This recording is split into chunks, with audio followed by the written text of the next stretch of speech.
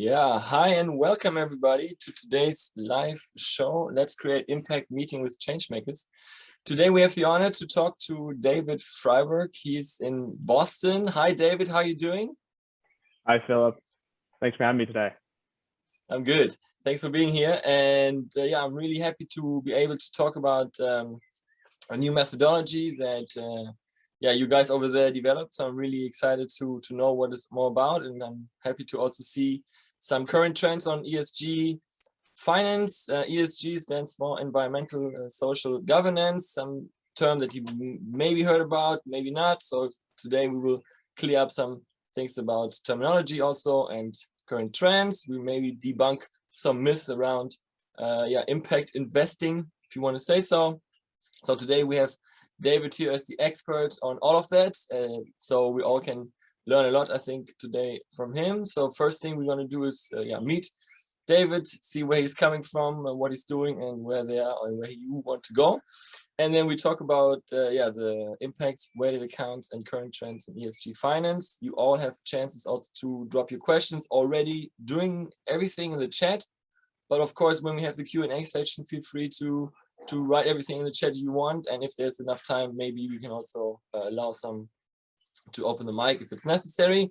In any case, there's plenty of space to ask questions around the topic. So now, David, let's see where David is coming from. I'm happy to have him here in the show today. We were in a conference last year together in Colorado, and that's where we met. And I'm happy that now we also have the chance to have him presenting his research and his work here. So David is the manager of ESG and impact strategy now at KKS Adivsors. Previously, David was the project manager at the Impact Weighted Accounts Initiative at Harvard Business School, where he helped develop novel methodologies for measuring the environmental and social impact of companies' operations. David now focuses and bringing his research to life, having worked with companies across the globe to conduct qualitative impact assessments.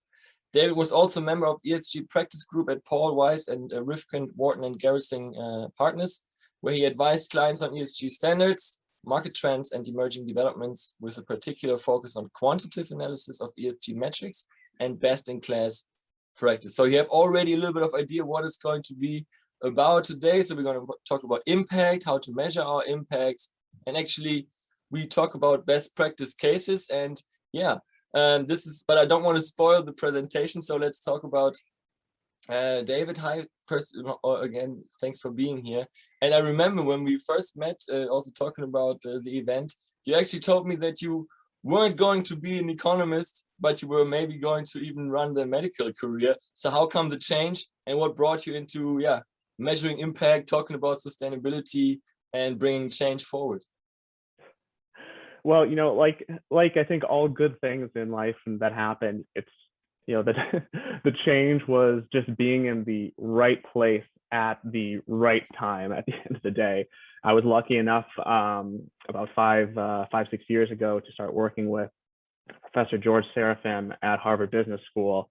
He's a world leader on ESG investing, impact investing, all that stuff, and was really lucky to get involved in this space kind of at that time when we were just starting to understand the materiality of ESG issues, how and when these issues might be material, and what that actually means for the current set of disclosures and what we need moving forward. And so I was really lucky to be in the great right place at the right time, and kind of ride the wave to this kind of explosion of ESG we've seen over the last year.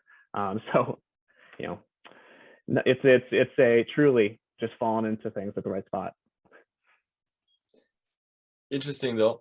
And so then what are you actually doing at this, or what were we doing at this research group, and now what are you doing at your current position? Exactly. So the Impact Weighted Accounts Initiative began about 2 years ago as a research initiative at Harvard Business School, kind of in conjunction with the Global Steering Group for Impact Investing and the Impact Management Project. And I'll talk a little bit more about the initiative in a little bit, but our first objective was really to focus on creating methodologies. Can this be done? Can we measure impact in a quantitative comparable sense? If so, how? Let's actually prove that this is possible, and let's create the methodology. Let's create that foundation for actually moving the industry. That was the first stage. And the second stage was saying, okay, great, we've got the academic kind of foundation. Let's make this real. Let's start working with companies. Let's say, hey, pilot this. Show us, does this work? Is this helpful for you? Our premise is that this is decision relevant information.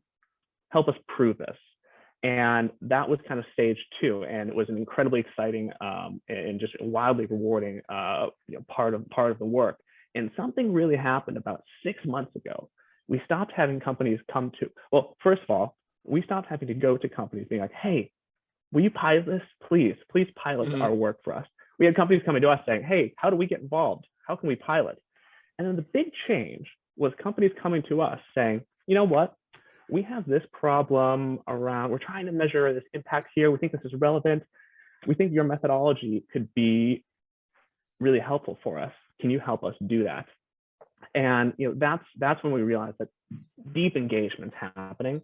And the reality is, as a researcher, I wasn't in the position to really delve into a lot of these projects.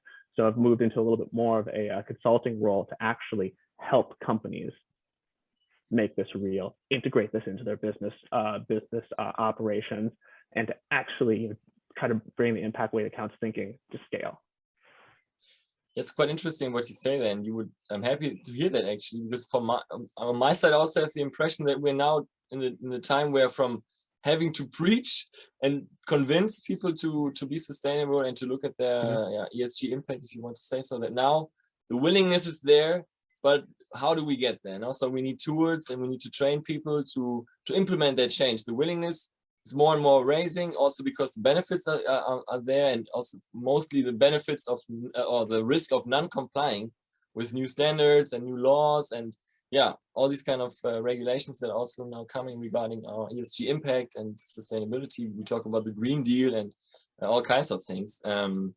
So Exactly. I'm also noticing similar changes here in Europe, and that's a good point. And I think also with COVID, also tides turned in a way. Now we have the famous hashtag Build Back Better. I think they started that in the UK, and that's also in Europe, quite of the mentality. Now saying now more than ever. No, we have the Green Deal, and things are coming, and we see we're in a crisis. So the best way to get out of this crisis is to start things new and not go back to what we have to change anyways. No? So exactly.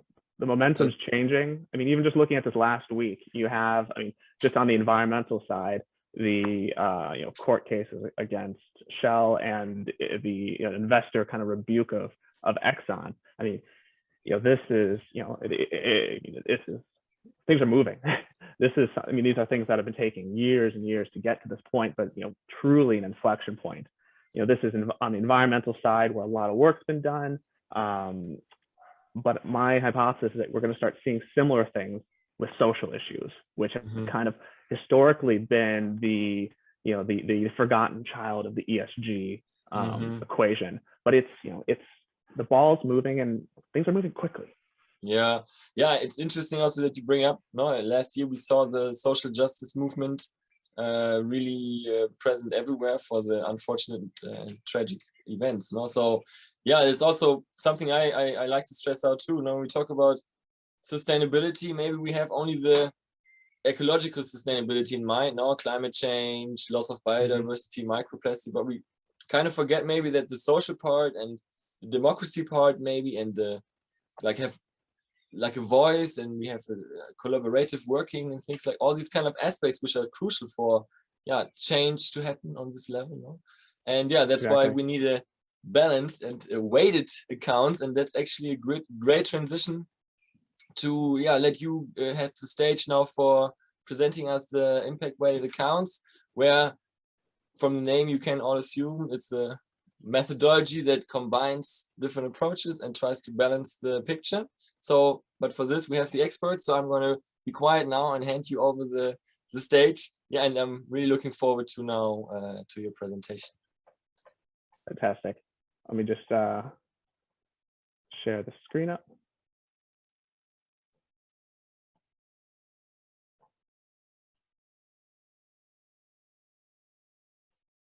Alrighty. I think we're coming through here. Yeah, looks perfect. Perfect. Sounds great. So the Impact Weighted Accounts Initiative, I already gave a little bit of a background as to the impetus behind the presentation. There we go. Behind the initiative, and sorry, what the initiative is, who's involved, but a little bit behind the impetus. Why did we do this? I think we talk so much about risk and return, and there's been a lot of talk recently about how we need risk, return, and impact.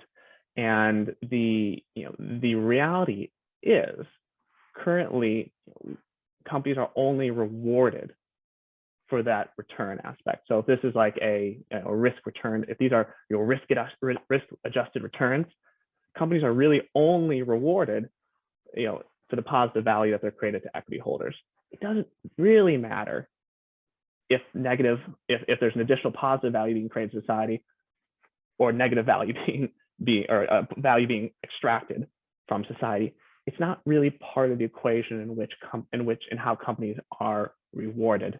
And as such, we're not seeing progress against many of the social issues that we are expecting businesses to be leaders on, whether or not it's climate change, social justice,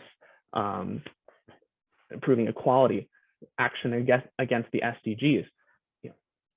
That action isn't occurring because we're not incentivizing it. Companies aren't rewarded for making those investments and contributing to society. And so the objective of the Impact Weighted Accounts Initiative and what Impact Weighted Accounts are seeking to do is to really change the value proposition by bringing impact to be the third factor along with risk and return. Really, what we want to do is shift this equation so that our perfect, like the objective of the organization, of a corporate organization, is to create positive value for equity holders. That's fine, but also create value to non-equity holders, to society as well. And the reality is really trying to dissuade positive value being created to equity holders, but at the expense of society. It's a new value proposition. But how do we do that? I mean, in reality, what we need to do is have objective, quantifiable measures of income. And that's what Impact Weighted Accounts seeks to do. It's a paradigm shift really that bridges this gap between impact measurement and financial reporting. And there's really three factors of that are kind of the core principles of an impact weighted account. The first is really a focus on outcomes. One of the challenges of the current ESG disclosure reporting system, I should say, is that most of the ESG data that companies are asked to report are about policies, their input data, policies, efforts, initiatives, and that's fine and good. There's associations probably with risk here and understanding how well companies are potentially prepared to manage some of these issues. But just because you have a diversity policy doesn't mean that you're going to make progress towards your diversity goal. We need to understand, because that's where the impact is. It's actually changing. It's actually at the performance level. So really focusing on outcomes. Are you actually reducing your emissions? It's great that you have a science-based target, but are emissions changing? So focusing on outcomes. And that's the second element of bringing impact in line with return and risk is the idea of monetization. It's really hard, even something like CO2 emissions that are fairly well understood, I'd say, in this, given the focus on environmental issues. But how do you assess the fact that a company may produce 100,000 tons of CO2 with their financial performance? It's hard. They're two different units, and so saying, okay, let's transform the actual output into monetary impact values. So going from CO2 emissions to the actual environmental damage that will occur from the CO2 emissions due to climate change. Because then we can actually have a measure, and we can actually start thinking about this from a performance perspective. We can actually change from simply ESG reporting to impact accounting. I think one of the big challenges and one of the failures of the ESG revolutions thus far is that we thought that by measuring these issues, whether that's through SASB or GRI, we would measure and then we manage. But unfortunately, kind of what happened is we went from measuring to reporting and stopped.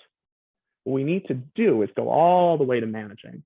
And that's really where impact accounting comes in. By being able to take these ESG values and transform them into figures that we can actually put against financial figures, we can start changing incentives.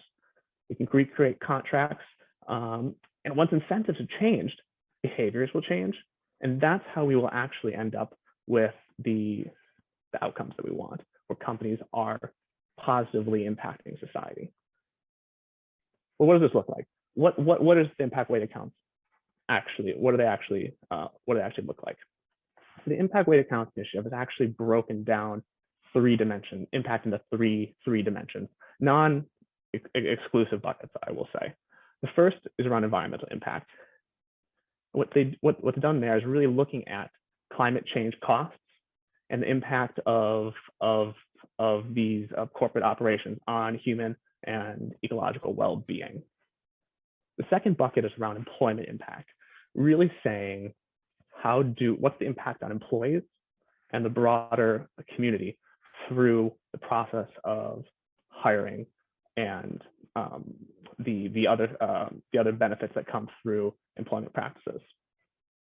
And third is around product. And that's really looking at the downstream impact, looking at the impacts that occur on the customer and also society from use of a specific product. And these can actually also look at transitionary impacts. For example, the ability for renewable energy to transition to a low carbon economy. So I'll spend a little bit of time to actually talking about each of these three impacts, each of these three buckets, giving a little bit of a sense around what's the data that goes in, what's the analytical process, and what do we actually get from that? Because that's the exciting part. What's the new data that's being created? So in the environmental impact space, what's really done here is the analysis is taking emissions data and water use data from companies and saying, okay, let's actually look at the science.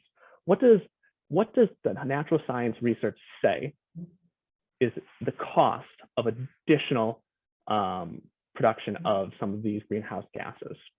Because we've actually looked at research by the Environmental Priorities Survey, and what they've actually been able to do is create impact pathways that allow us to monetize these values in incremental and additional tons of CO2. What does that actually mean when we think about the impacts of climate change? What does it actually, when we think about the impacts of climate change, what does that mean for us as humans? Does it mean reduced working capacity? Does it mean decreased crop capacity, production capacity? Does it mean a decrease in aquatic biodiversity? We can actually look at a variety of safeguard subjects, which are factors for human health and well-being, and we actually understand how emissions and also water use affects these safeguard subjects, and are actually able to map monetary coefficients through these pathways to corporate emissions. And so what that does is actually allows us to create a monetary figure that is the net environmental impact from emissions and water use for a company at a specific year. But what does this look like at the end of the day when we look at some of these figures? This is a graph that actually shows the total environmental total environmental impact divided by revenue for some of the more environmentally intense industries. And you can see there are some industries in which the environmental impact is almost completely completely encapsulates the revenue that those companies are generating. So if we go back to that initial kind of the 2x2 I showed, where we have profits and value created for society, these are potentially companies where they may be making a lot of money, but they're actually having a large negative impact on society. And so now we can actually understand the return, environmental impact adjusted returns. But there is some hope at the end of the day, because even despite the fact that if you look at some of these high energy intense industries, their profits would be completely wiped out if you factored in environmental impact. Even across the industry, there is variation.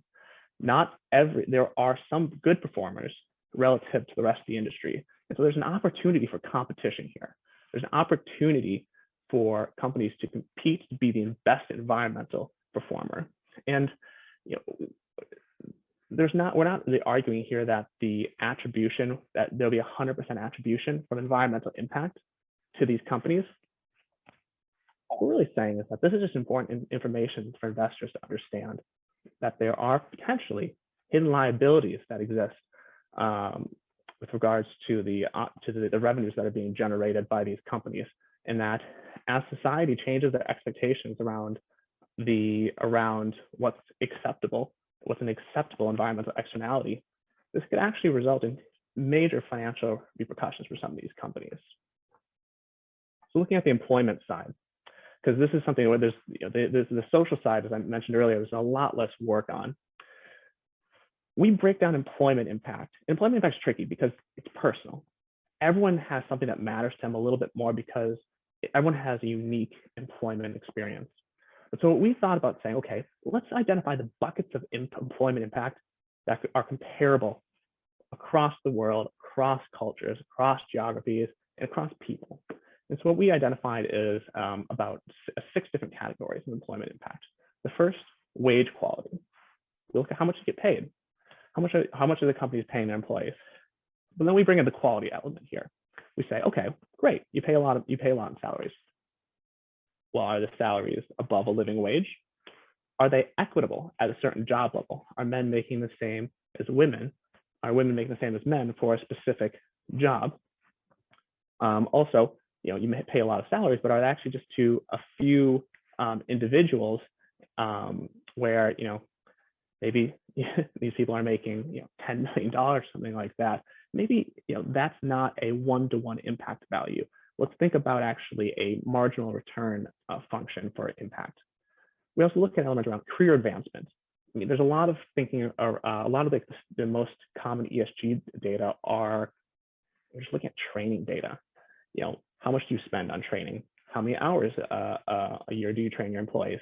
And that's great, but I don't know what's actually coming of this training. Are you just sitting your employees and while having them watch some VHS from the 90s? Or are you actually training and developing new skills such that employees will be able to be promoted, take on new responsibilities, and increase their earnings? We also look at elements around diversity. Is your workforce representative of the local population in which you operate? Then we say, okay, great. Maybe you are diverse. You have a equitable representation of your employee demographics based on the population. But how does it look across the hierarchy of your firm? Are all of your diverse candidates, or your diverse employees at the lowest level positions? And is your senior management the highest paying position? Are they just a bunch of old white men? That's how we look at for elements around opportunity, to say, is promotion, is the firm diverse within the firm, and as you kind of rise the ranks into different positions. We look at elements around health and well-being, safety, psychological safety as well. Also, we look at elements, we look at impact values around location, with this kind of idea that employment is intrinsically more impactful in areas where there aren't other alternatives. If you live in a rural community and there's one employer, while maybe unemployment's super low, there's really no other alternatives for employment. And so that employment opportunity is intrinsically more impactful. what does this look like in practice? Because it seems cool and whatnot, but what does the data look like? Can this actually be done? This is a case study we did on Intel using their 2019 data. Why did we pick on Intel? Because Intel has some of the best employment disclosures in the US. They release what's called an equal opportunity employment form number 1, I believe. I can't remember the name off the top of my head right now. But this is actually data that all companies, more than 50 employees, collect, at least in the US, and report to the government. So this is actually data that companies have. This is not an analysis that would require companies to go and collect data and spend millions of dollars in 6 months doing. This is data that pretty much everyone has, and it could be quite easily pulled from an HR tool. But what we've been able to quantitatively show that of the 7.3 billion that Intel pays in salaries, they actually, when you look at all these factors I described, you can actually show that they are creating they're creating $3.9 billion worth of positive employment impact, which is about 60% of their EBITDA for 2019. Does this work in the real world? This is a case study we did on Eisai, a Japanese pharmaceutical company. This was joint research done with Ryohei Yanagi, the CFO of Eisai, and as the first case of impact weighted accounts in Japan. This is using real data that the company was able to collect quite quickly and quite easily, and we're actually able to quantitatively show that of the that they're in addition to their reported earnings, actually creating 43% more employment impact. So why is this important? I think that's the big question. It's an interesting analysis, but why does it matter? I always kind of go back to the classic phrase. I'm sure everyone has heard at some point that they've had a boss that said, our employees are our greatest asset. Well, no, they're not. They're actually your greatest cost at the end of the day, because nowhere on the only spot on financial statements that employees show up is as a cost. And until we can actually measure the positive value that companies are creating for their employees and start thinking about actually creating real tangible assets around the relationship that companies have with their employees will be treated like a cost. And so if we want to change that dynamic and empower companies to invest more in their employees, train them, hire a more diverse workforce, and make investments actually in the local in their community to actually produce more workers, higher quality workers, we need to start thinking about employees as actually an asset. Finally, I'll talk a little bit about product impact. And product impact is tricky because, as you might be thinking, there's a lot of products out there, and even within industries and sub-industries, products differ greatly. And so what we did is said, okay, let's pause. Let's create a product impact framework that we believe can be applied across industries with some, with adjustments, integrating industry assumptions, but the framework is fundamentally the same. And what we identified is that if you look at elements of reach, elements of customer usage, looking at the access of the product, the quality of the product, is it safe, is it effective, and the optionality of the product, is it addictive? Do consumers actually have the choice to consume or not consume this product? Looking at the environmental use, this is kind of would be kind of downstream scope 3 use, as well as end of life, looking at the recyclability of the product. What we did is made this framework, and what the Impact Weighted Accounts team has been doing, it's been going industry, sub-industry by sub-industry for each sector of the economy, doing a deep dive into product impact. And what is this and what a fascinating finding actually of this analysis is that,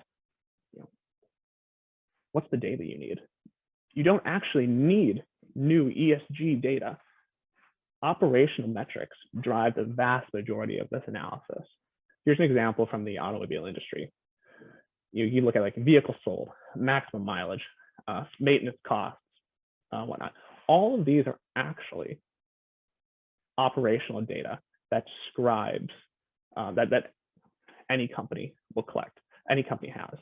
We've been actually able to, there's a partner of ours, a tech company called Richmond Global Sciences, has actually been able to collect significant data at the vehicle level and actually show vehicle by vehicle model types, I should say specifically, the positive or negative impact associated with that vehicle. So this is actually a framework to actually create data to change these assumptions, to be integrated into business thinking, decision thinking, and understanding, and product development as well.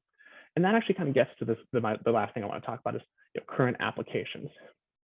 I talked about decision making. The objective here is really to create better decisions. And what we need to do that, we need to actually understand the impact trade-offs that are happening.